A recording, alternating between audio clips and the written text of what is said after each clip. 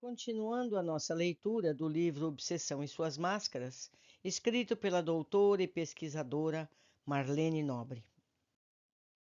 Segunda parte: Plasma Divino. Desde 18 de abril de 1857, com o surgimento de O Livro dos Espíritos e, consequentemente, da própria doutrina espírita, tomamos conhecimento da existência de um elemento primordial que dá origem aos envoltórios perecíveis do espírito, corpo e perispírito, e de suas inumeráveis combinações com a matéria, sendo suscetível de produzir uma variedade infinita de coisas, das quais conhecemos apenas uma pequena parcela. A esse elemento, os instrutores espirituais denominaram fluido cósmico universal ou primitivo. Ver a questão 27 do Livro dos Espíritos e a Gênese no seu capítulo 4, número 7. Neste século, os espíritos superiores, por intermédio de Chico Xavier, ampliaram as informações.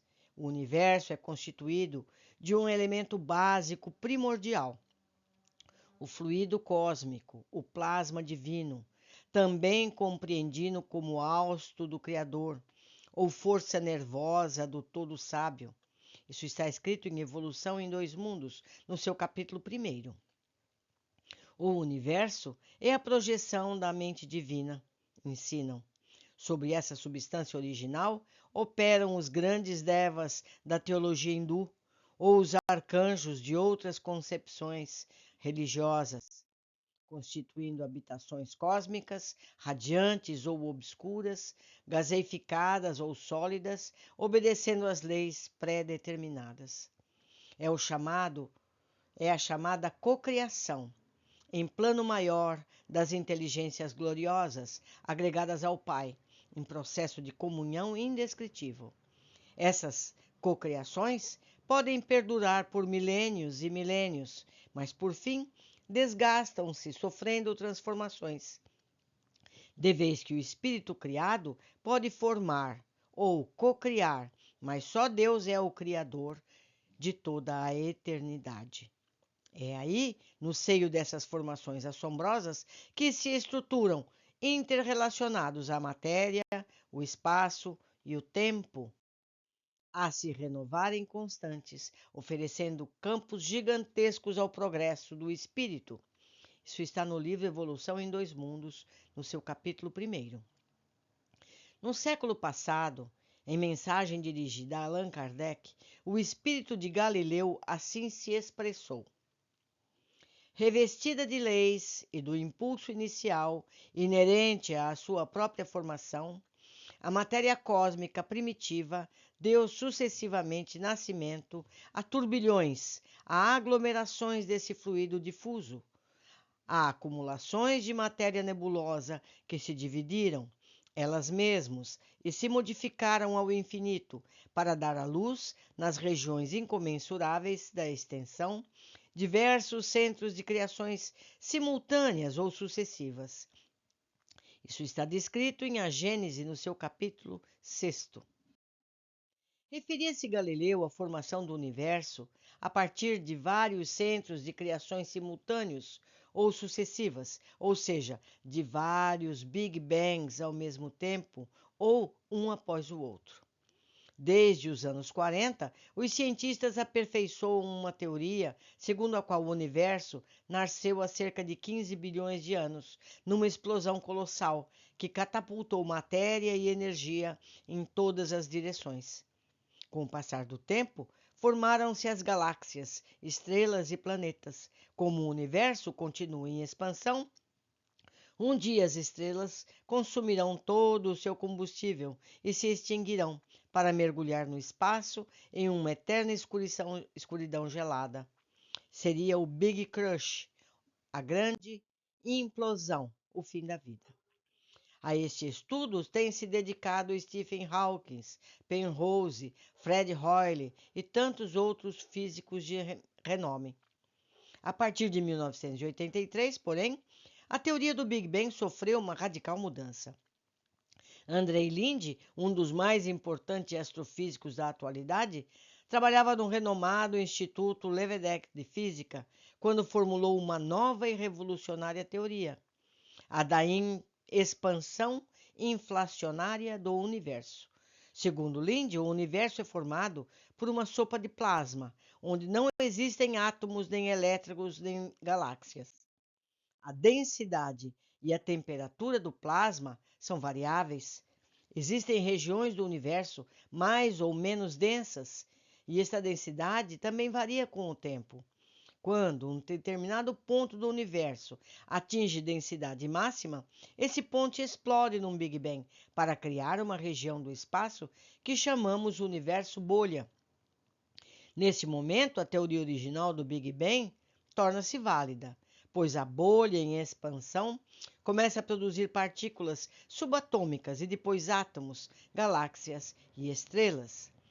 Isso pode ser visto na entrevista do físico Andrei Linde a Peter Moon, no Paio Alto, em revista Isto É, de 21 de junho de 1995.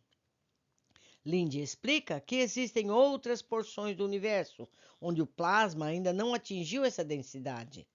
A partir do momento que atingirem, delas surgirão novos universos bolhas. Do mesmo modo, existem regiões que no passado já se expandiram, criando outros universos bolhas paralelos ao nosso. É um processo eterno de expansão universal, onde a região em que vivemos é apenas uma entre inúmeras que já existiram e ainda surgirão. Segundo enfatiza, não há fim da evolução do universo. A inflação jamais acaba. Cabe ao Big Bang poder criar um universo bolha com as suas próprias leis físicas. A revelação de Galileu, de que existem vários centros de criações e assim é sucessivas, está, portanto, de acordo com a teoria do universo inflacionário de Andrei Linde. Galileu, na mesma mensagem a Kardec, cunhou também uma frase interessante. O universo nasceu criança. Hoje, a expressão universo bebê é fartamente empregada pelos físicos. Interessante também a explicação de André Luiz de que as regiões do universo atingem o ponto de densidade máxima sob o comando do pensamento divino, fato ainda não detectado pela maioria dos cientistas terrenos. É oportuno lembrar aqui a teoria das supercordas, o mais no novo suporte teórico da física para o tão procurado elemento primordial, constitutivo de todas as coisas. Essa teoria parece conter previsões revolucionárias, como a existência de um grande número de novas partículas, de novas dimensões, além das três já conhecidas e do tempo, e as possibilidades de existência de uma nova forma de matéria no universo com a qual só é possível contato através da gravitação. Segundo essa teoria, as partículas atômicas e subatômicas seriam cordas energéticas. A vibração de um grupo de cordas, de forma peculiar, por exemplo, formaria um elétron. Outra forma específica, um nêutron, e assim por diante.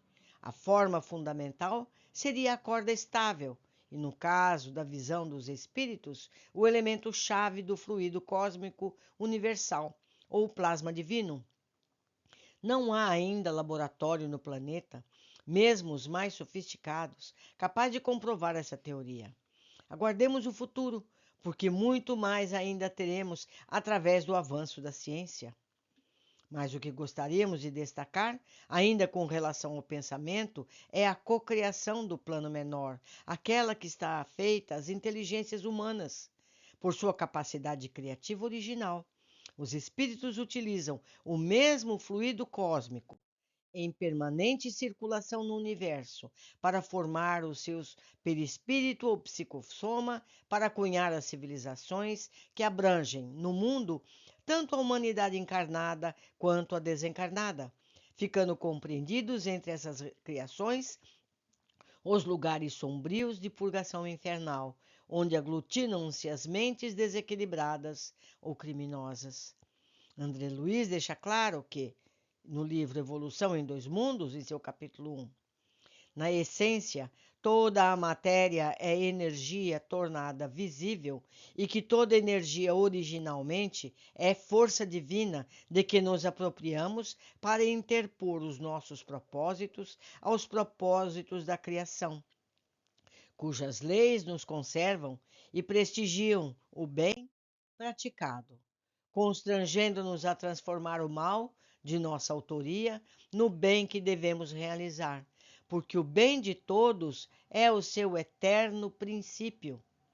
Assim, no plano espiritual, o homem desencarnado vai lidar mais diretamente com um fluido vivo e multiforme, estuante inestacável a nascer-lhe da própria alma, o seu pensamento contínuo. Este seria um subproduto do fluido cósmico, de modo que, através dele, a criatura assimilaria à força emanante do Criador, esparsa em todo o cosmos, transubstanciando-a sob a própria responsabilidade para influenciar na criação, a partir de si mesma. Isso pode ser visto no livro Evolução em Dois Mundos, dependendo da edição, na sua página 95. Este fluido vivo é a matéria mental, de fundamental importância para o entendimento do homem e dos seus canais de comunicação com os outros seres do universo, com o seu Criador e a sua própria essência divina. Meus amigos, o que a gente conclui com este capítulo? Assim como um dia a humanidade acreditou que a Terra fosse plana, depois se descobriu que não, que ela é esférica e flutua no espaço, muito há ainda a ser descoberto. Essas teorias que vigem no dia a dia do século XXI podem não ser toda a realidade. A cada dia que passa, a ciência vai descobrindo mais e mais e nós vamos amadurecendo em nosso conhecimento. É um prazer aprender, é uma alegria. O conhecimento vai nos libertando. Eu deixo vocês por aqui hoje e aguardo todos no próximo capítulo.